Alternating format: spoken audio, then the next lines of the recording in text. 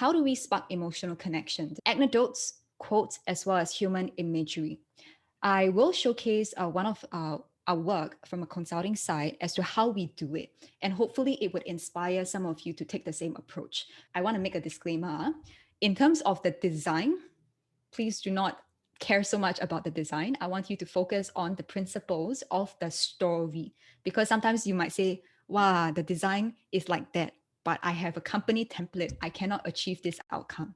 Don't worry about that. We'll cover about visuals later on with your brand guidelines, etc. Okay.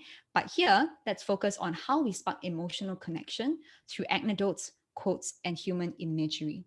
Before I give you some examples, can you kind of recall a recent presentation, a speech, video article, etc., that left a really deep impression? And what makes it so memorable? All of you relate to something very different. And then certain personal story maybe kind of give you a eureka moment, or maybe change your world perspective. Or some of you might be because it leaves a very bad taste. Of course, you want to avoid going to that particular aspect. Whatever relates to you has something to do with what you value, probably what you believe in, and then also your perspective of the world. It might have shifted how you view the world, or it might have reinforced your existing belief or perspective.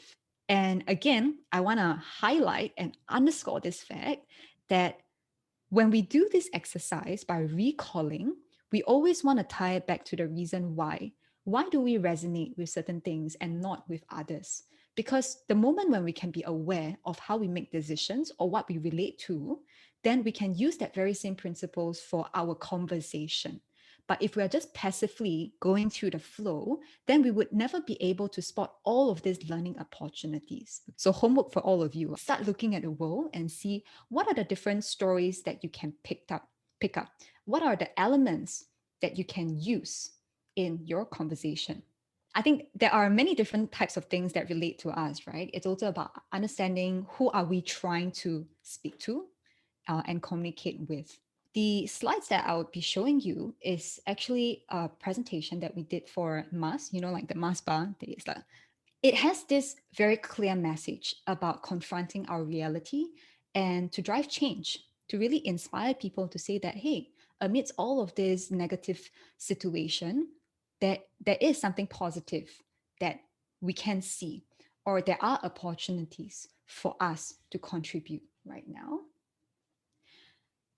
So we have, say, the news. Things are looking very gloom. We have the civil war, and then things happening in Myanmar in 2019, the bushfire. So all very gloomy stuff happening all around the world.